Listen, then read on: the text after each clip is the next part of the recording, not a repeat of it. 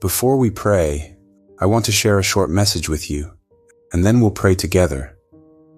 There comes a time in life when you need to be restored. Maybe it's your health that needs healing. Maybe it's a broken relationship, a struggling marriage, or even your finances that feel like they're falling apart. Sometimes, it's not just one thing. It's a combination of burdens that leave you feeling drained, hopeless, and uncertain about the future. But no matter how deep the loss, no matter how shattered things may seem, you are not beyond God's reach. You are not forgotten. The Bible is filled with stories of people who faced great loss and needed God to restore them. And time again, God showed that His power to restore is greater than any pain, any failure, or any setback you face. Take Job, for example. He was a man who had everything: wealth, family, health, and honor. But in a series of tragic events, he lost it all.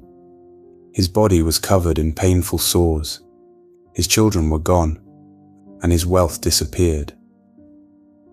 Even his friends questioned him, and his wife told him to curse God and die. He had every reason to give up. But Job held on to his faith, even when he didn't understand why he was suffering. And in the end, God restored him, not just to where he was before, but with double the blessings he once had. Job's story reminds us that restoration doesn't always come immediately, but when God restores, He does it in a way that far exceeds what was lost. But one story that truly speaks of God's power to restore is the story of the lame beggar in Acts 3. This man had been crippled from birth. Every day, people carried him to the temple gate so he could beg for money. He had no way to take care of himself. He had no future, no hope. He was completely dependent on the kindness of strangers. His condition was all he had ever known, and to the world, he was just another helpless man with no chance of change.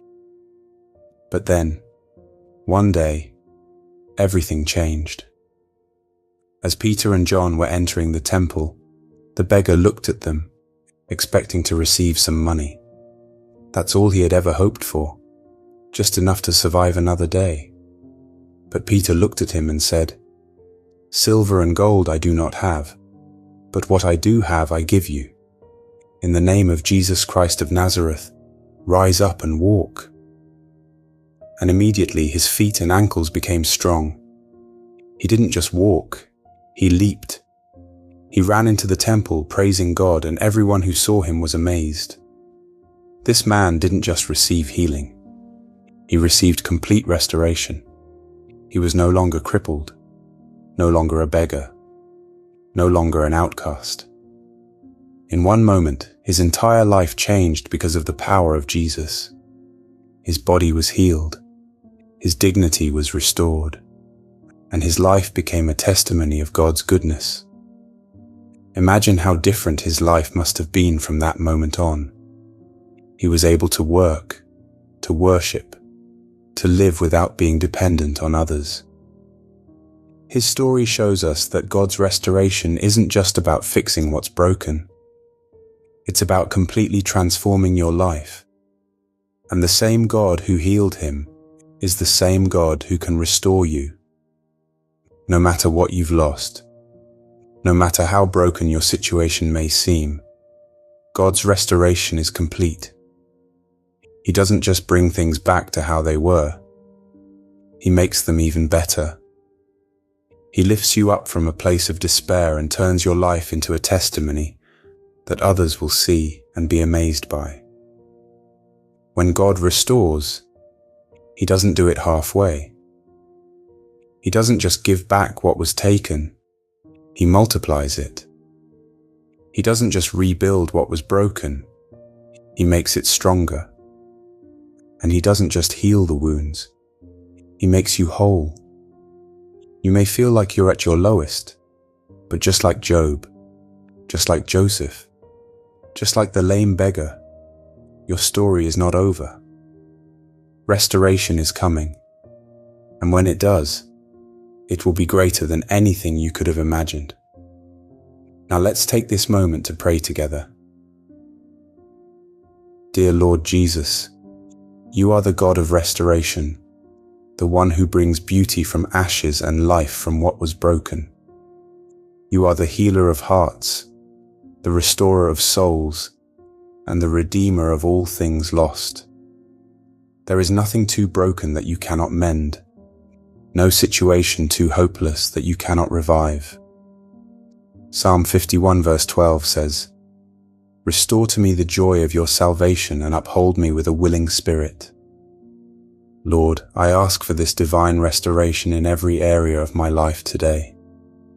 If my heart is burdened with sorrow, bring me your comfort.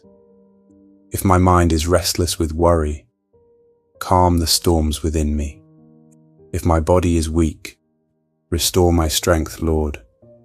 For you are my refuge and my fortress.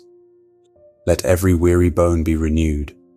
Let every tired spirit be refreshed by your power. Move in my life, Lord, in such a way that when others see me, they will know it is you who has restored me. Lord, just as you healed the lame beggar and turned his life around, I pray that you do the same for me. That man, once bound by his condition, had spent his days begging, helpless and dependent on others. But in a single moment, when you touched his life through Peter and John, everything changed. He leapt, he ran, he rejoiced. He was no longer a beggar. He was a living testimony of your power. Lord, let my transformation be just as undeniable. Let those who once looked down on me see how your grace has lifted me up. Let those who doubted me witness how you have transformed me. Turn my trials into a testimony, my struggles into strength, my losses into gain, all for your glory. Father, I stand on your promise in Isaiah 58 verse 11, which says, "The Lord will guide you continually and satisfy your desire in scorched places, and make your bones strong, and you shall be like a watered garden, like a spring of water whose waters do not fail." I hold on to this promise, Lord. Whatever in my life feels dry and lifeless, whatever seems barren and hopeless, breathe your fresh life into it. If my marriage is struggling, restore it with love, understanding and unity. If my health is failing, heal me with your mighty hand, for you are Jehovah Rapha, the Lord who heals. If my career is uncertain, open new doors, Lord, and make a way where there seems to be none. If my faith is weak, strengthen it. Let my soul be like a garden watered by your presence, flourishing, thriving, and bearing fruit that testifies of your goodness. Your restoration is not just about fixing what is broken. It is about making things whole again in a way that only you can. Jesus, the world offers temporary solutions, but you give true and lasting renewal. The world seeks restoration only in material things, in temporary relief, in external change. But I know that when you restore, you go deeper. You heal not just the surface, but the heart. You don't just return things to how they were. You make them better, stronger, more beautiful than before. So I pray, Lord, restore me not just to what I was, but to who you created me to be. Let me grow in faith, in peace, in wisdom, and in love for you and for those around me. Let my heart reflect your light, my words speak of your truth, and my life overflow with your grace. Your word says in John 6 verse 35, I am the bread of life. Whoever comes to me shall not hunger, and whoever believes in me shall never thirst. I come to you, Lord, because only you can truly satisfy me. I lay down every earthly longing, every restless desire, and I fix my heart on you. Remove from me any hunger for things that are not of you. Take away any desire for sin, for temporary pleasures that lead only to emptiness, and fill me instead with a hunger for righteousness. Let my heart long only for you, for your presence, for your love. The world cannot fill the void within me, but you, Lord, are enough. I thank you for the restoration that is already happening in my life.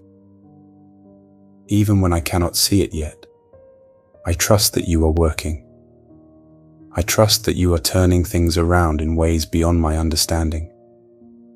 I thank you for the doors that are opening, the healing that is taking place, the strength that is being renewed. I praise you in advance for the testimonies that will come, for the victories you are already preparing. I surrender everything into your hands, Jesus, knowing that in you, my restoration is certain. My hope is secure. My future is held by the one who never fails. I pray this in the mighty and precious name of Jesus Christ. Amen. If this prayer has touched your heart, please type Amen as a sign of faith. I pray that every blessing in this prayer is now upon you in the name of Jesus. And if you need a special prayer, feel free to let us know in the comments. We would be honored to pray for you. May the grace and peace of our Lord Jesus Christ be with you always.